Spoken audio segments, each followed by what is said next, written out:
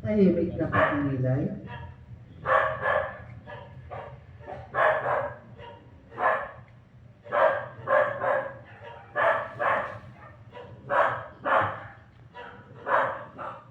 Muling kabilang panalangin. Panginoong Jesus, minahal mo kami ng lubos na puso. Minahal mo kami hanggang sa katapusan.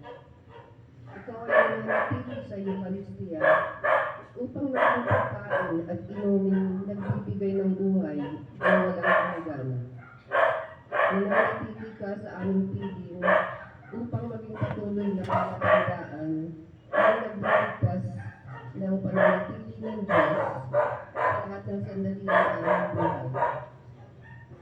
Patawarin mo kami, Panginoon, sa lahat ng sandali na kami ay hindi nagpapahalaga sa inyong paghahandog sa amin, ng iyong sarili at sa iyong pagmamahal na pananahan sa banal na Eucharistia.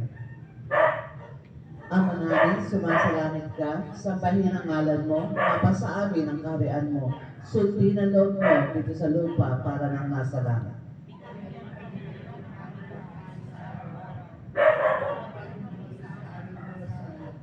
Para ng pagpapatawad namin sa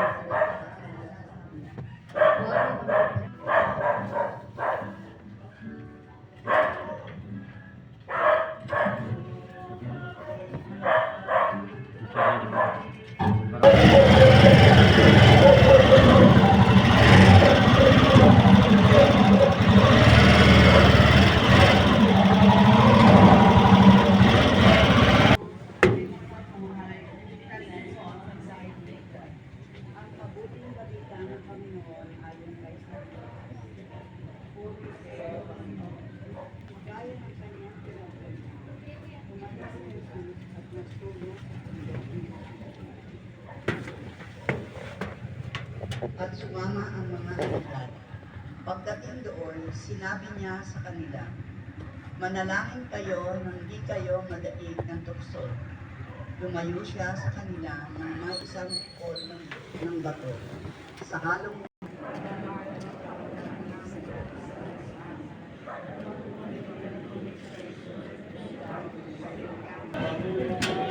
Puro right side tayo.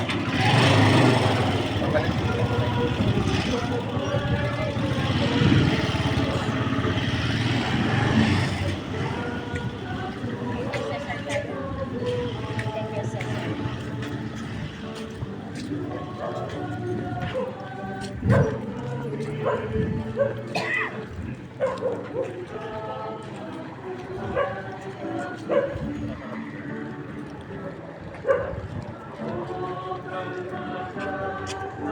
Puro kanan mo lang.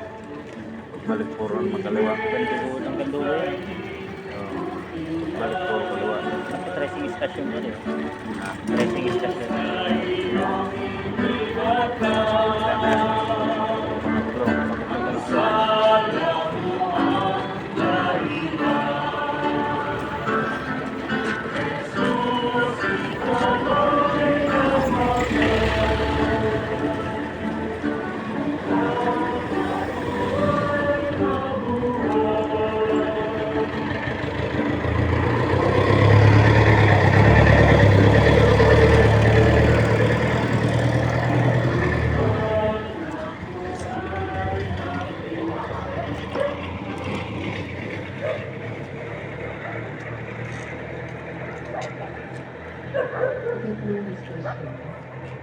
Si Jesus sa harapan ng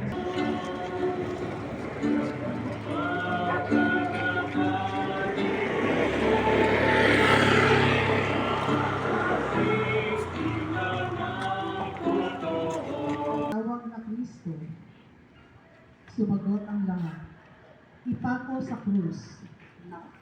Bakit, Panginoon? Tahimik po tayo magdilay.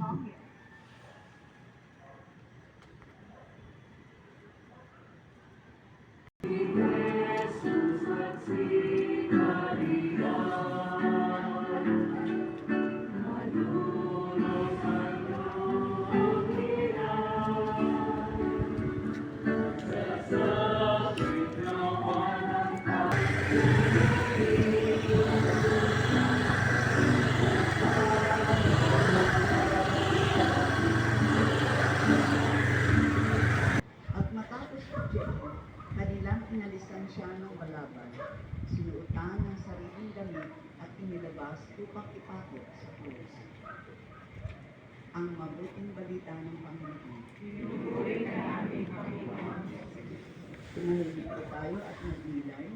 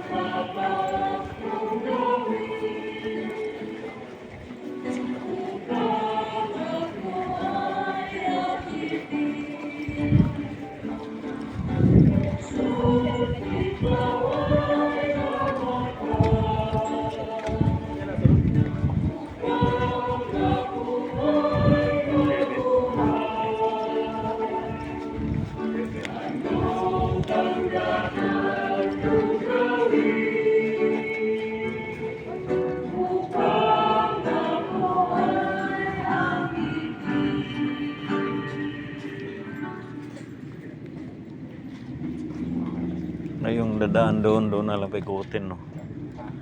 Doon. Paanin na istasyon.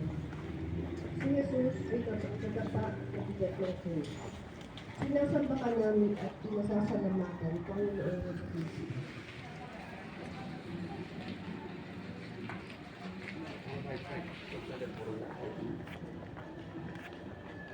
Pagbasa ayon sa tradisyon.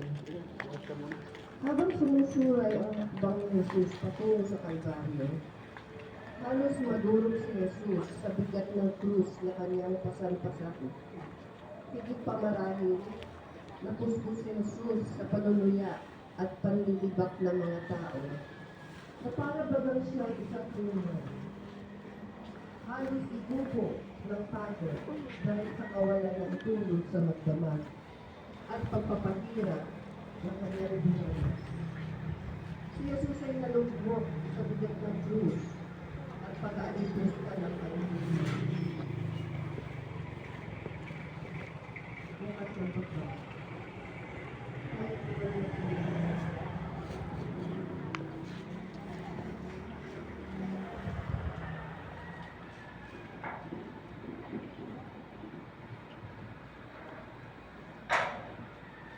Panalangin. Di malayo ang Kalbaryo mula sa Pretorio. Iilang daang metro ang laman. Ngunit matagalan ka, Panginoon, nakahakit ang daang ito. Huwag mo kami ipahintulot sa tukso at adya mo kami sa lahat. Abang Ginoong Maria, napupuno ka ng grasya. Ang Panginoon Diyos ay sumasa iyo. Bukod kang pinagpala sa babaeng lahat.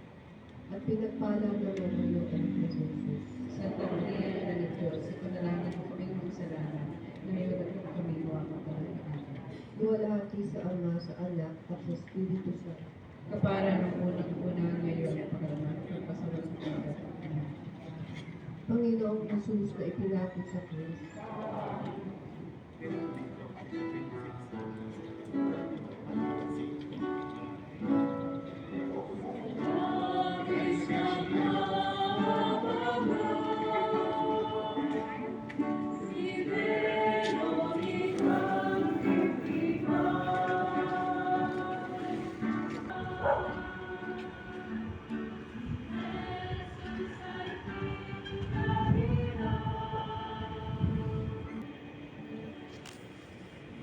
Sa biglang istasyon, tinulungan ni Simon si Jesus sa pagpasama. Sinasambahan namin at pinagpasalamatan ang Panginoon sa Kristo.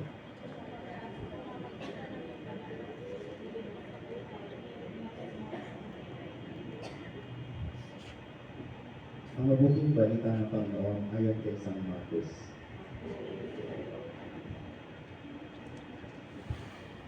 Nakasalubong nila ang isang lalaki galing sa bukid, si Simon at Abasiahen, ama ni Alejandro at Rufo. Ibig pinagpasal sa ang mabuting balita ng Panginoon.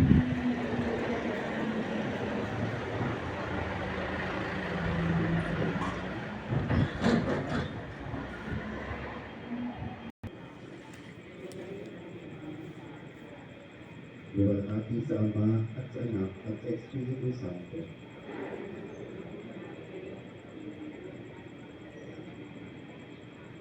Panginoon Jesus na ipinako sa krus.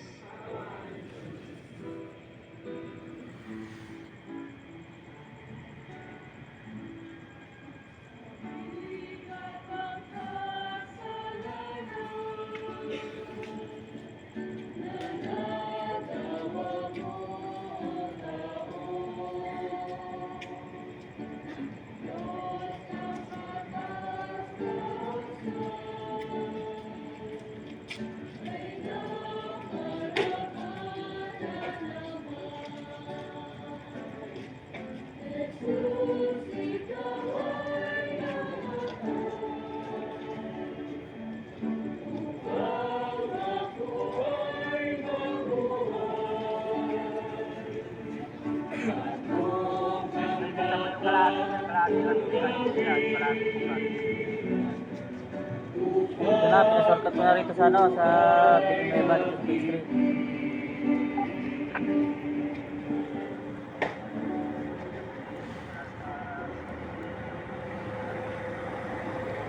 Wala, hindi natin ano, nakaharap ko dito sa gitna. Ang salubong ni Jesus, kababain ay sila. Sinasabakan namin at pinapasalamatan ang Panginoon Yesu Cristo.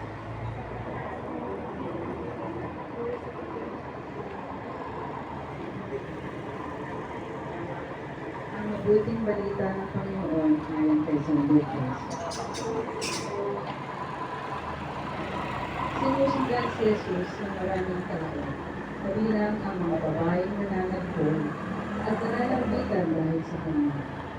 Nilingon sila ni Jesus at sinabi sa kanila, "Mga kababaihan ng Jerusalem, huwag ninyo akong tanisan. Ang tanisan ninyo ay ang inyong mga sarili at ang inyong mga bilang. Tandaan ninyo, darating ang mga araw na sasabihin nila, mapapalad ang mga baon, ang mga sinupupunang hindi nagdalang tao, at mga dibdib na hindi nagpasuso. Sa mga araw na iyo, sasabihin ng mga tao sa mga bundok, gumuho kayo sa amin, at sa mga burol, tabunan ninyo kami. Sapagkat kung ganito ang ginagawa sa kahoy ng sariwa, ano naman kaya ang gagawin sa tuba?" Ang mabuting balita ng Panginoon. Tahimik po tayong magdiwang. Ganun sila nandyan.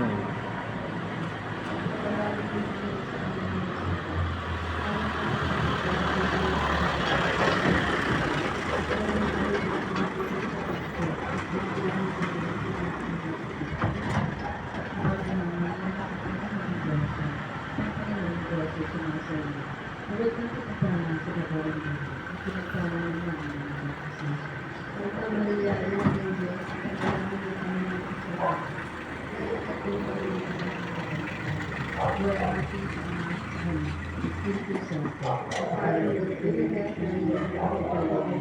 magpasawalang ng plan.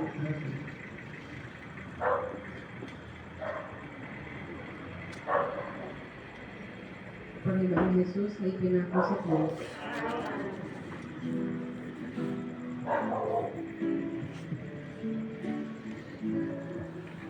Kung nila sa krus si Jesus, ipinako rin ang dalawang salarin, isa sa gawing kanan at isa sa gawing kaliwa.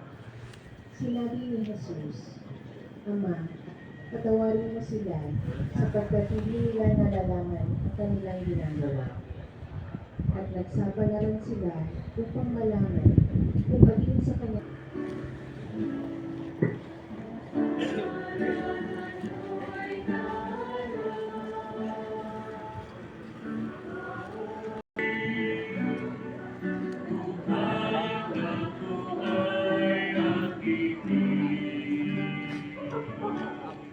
Ikasampung istasyon, ang nagtitikang magnanakaw.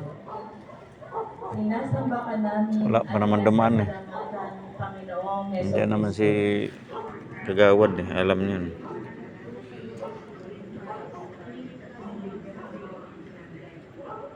Ang mabuting balita ng Panginoon ayon kay San Lucas. Tinuya siya ng isa sa mga salawing nakabitin at ang sabi, hindi ba ikaw ang Mesiyas? Iligtas mo ang iyong sarili, pati na kami. Ngunit pinagsabihan siya ng kanyang kasama, hindi ka ba natatakot sa Diyos? Ikaw may pinarusahang tulad niya. Matuwid lamang na tayo parusahan ng ganito dahil sa ating mga ginawa. Ngunit ang taong ito ay walang ginawang masama. At sinabi niya, Jesus, alalahanin mo ako kapag naghahari ka na. Sumagot si Jesus, sinasabi ko sa iyo, ngayon din isasama kita sa paraiso. Ang mabuting balita ng Panginoon. Pinupuri ka namin, Panginoong Jesucristo. Tahimik na paglilingay.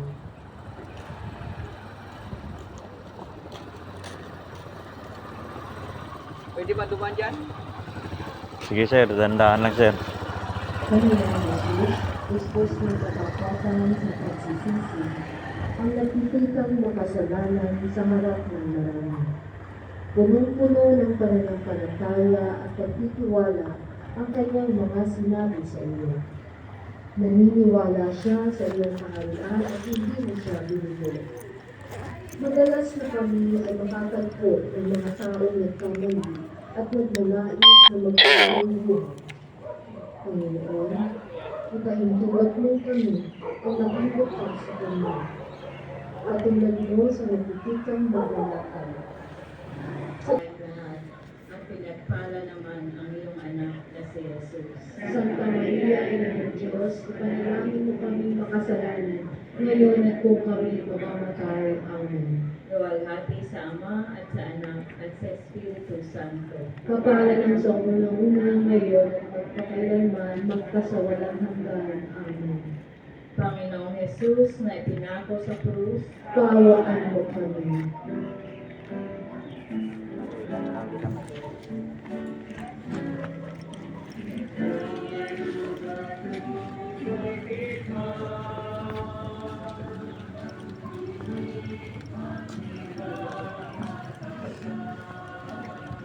Ilan na lang?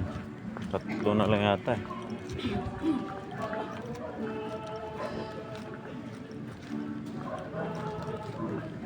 Ewan ko lang doon sa tapat ng ano kung mayroon pa. Barangay wala na eh no.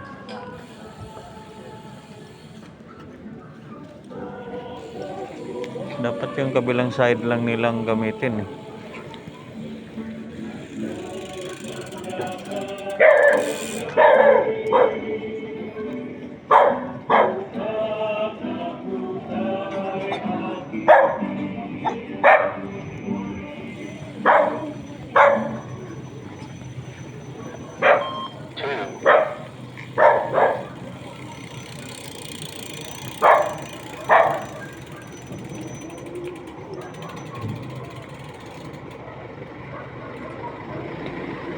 Ikalabing-isang istasyon. Nasamba ka namin at pinasasalamatan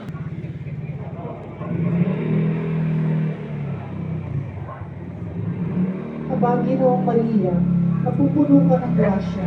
Ang Panginoong Diyos ay sumasayo.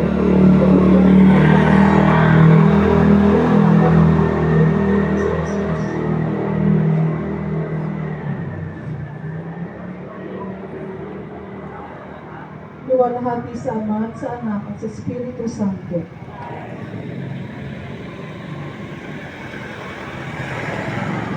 Panginoong Jesus, na pinagkas